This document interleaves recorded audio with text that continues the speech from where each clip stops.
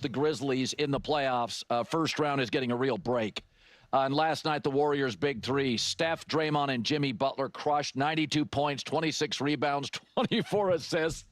And the Warriors are now 18-2 when Steph and Jimmy Butler are both playing. And they're 12-0. This is important. They're undefeated when they go with their really small lineup where Kuminga's off the bench and it's Steph, Pods, Moody, Butler, and Draymond. It's the no-center Warriors.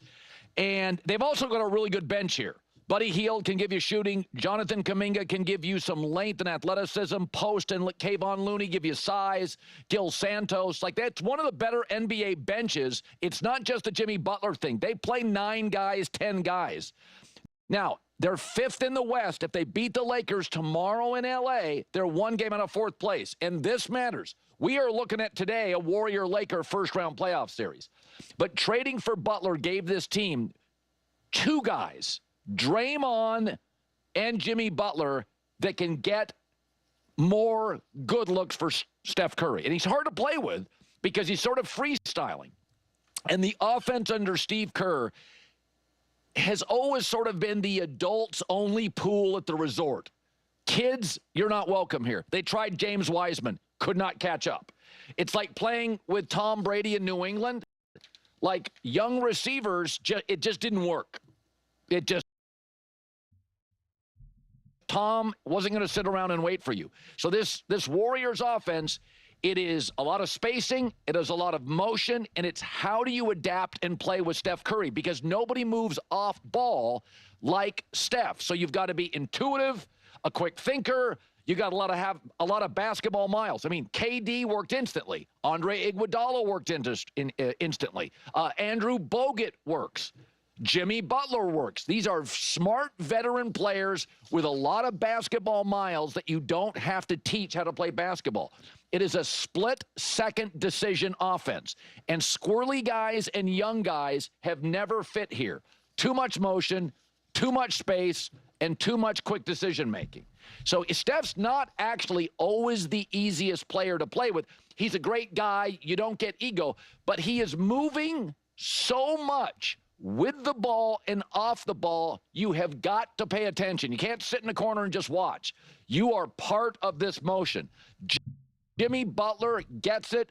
Draymond gets it. They have not lost a game when they go with their smaller starting lineup, Kuminga, Buddy Hield off the bench, their size, Looney, Post off the bench.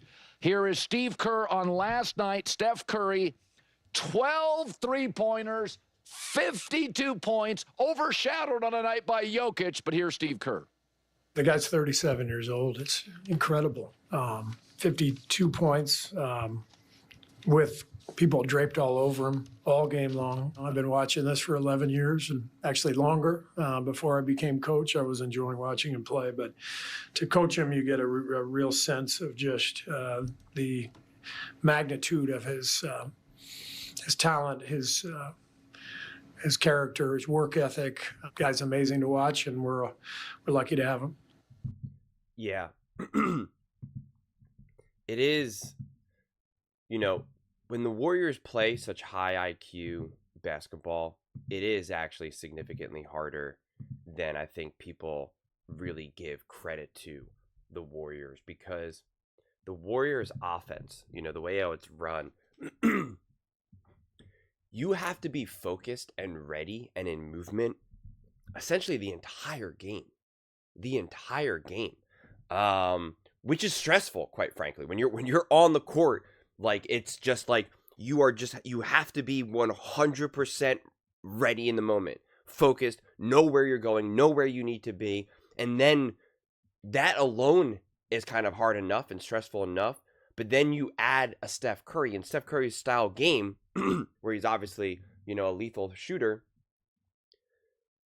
that also now takes such a great difficulty to get used to, because you have to figure out this balance of, like, the type of shots that Steph is going to take, when he's going to take them, the volume that he's going to take them. Like, he is such a massive force on the court that so much gravity just gets pulled into him.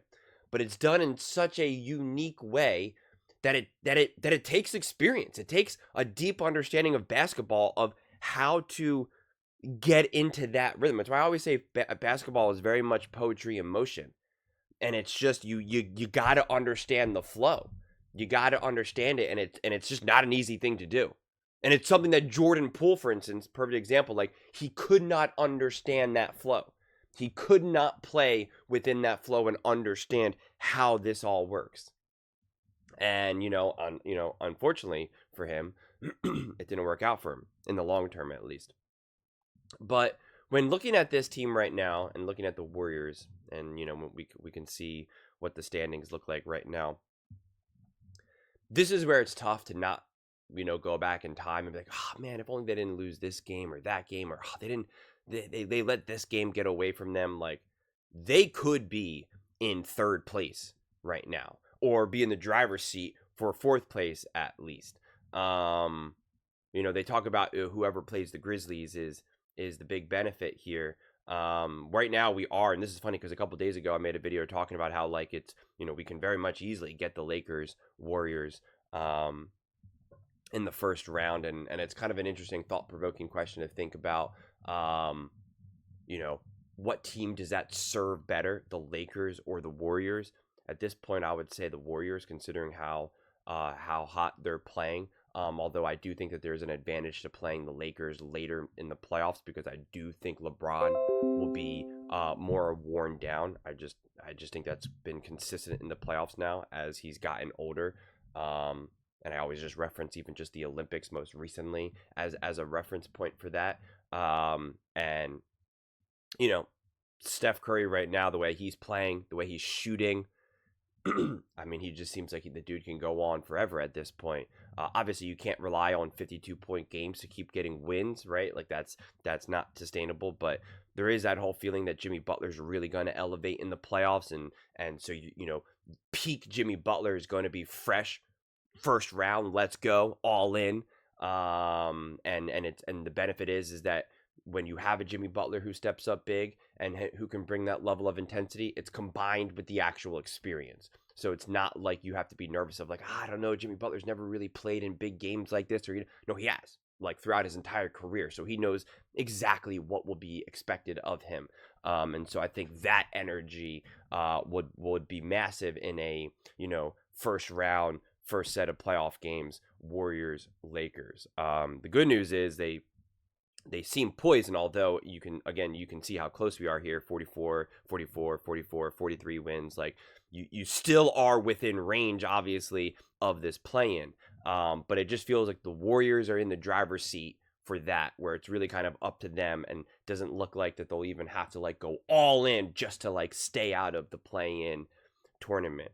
The real thought-provoking question again ends up being, who would you rather face? Do you want to face a team like the Lakers? Do you want to face a team? I mean, you obviously at this point would want to probably face the Grizzlies. I don't know. It's just kind of interesting. The Nuggets are obviously seemingly are in the driver's seat for their number 3 spot, and obviously the Warriors would have to really continue winning, and the Nuggets would have to fall, and the Lakers would have to fall for them to be able to leapfrog to the number 3 spot. So probably unlikely. It feels like we're really on a one-way street to this 4 and 5 Lakers Warriors, and it'll just be kind of who's between who's got the 4 and who's got the 5. But yeah, I think that series will be such a fascinating way to start the playoffs. The only problem is that one of the, let's face it, still the 2 biggest draws of the NBA are the Lakers and the Warriors. No one's like, oh, I can't wait to see, I hope the Thunder and the Rockets can face each other, or, oh, I can't wait to see the Nuggets versus the Rockets, the Timberwolves versus the Thunder. Like, no one's like, yeah, I can't wait for these games. Like, people are still very much like, I want to see what the Warriors do. I want to see what the Lakers, LeBron and Luka, Steph and Jimmy, Draymond, etc. Like, that's what people are still very much excited. If anything, people are going to be more excited to be like, oh, hopefully the Suns can make some noise. Then maybe you could see the Suns versus the Warriors, KD versus the Warriors. Like, it's still so narrative based.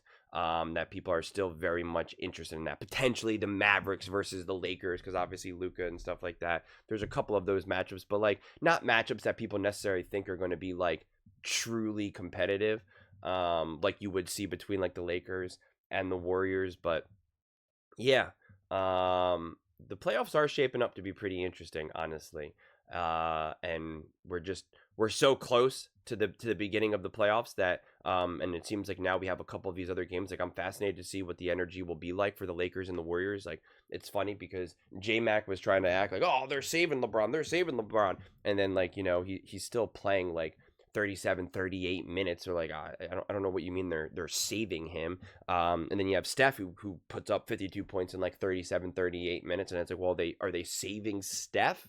And then again, when the Lakers beat the Grizzlies, it was like, oh my God, the Lakers, they are a true, title contender. And it's like, all right, well, now the Warriors just beat the Grizzlies. And I would argue more convincingly and more dominantly, with more dominant play from their big players.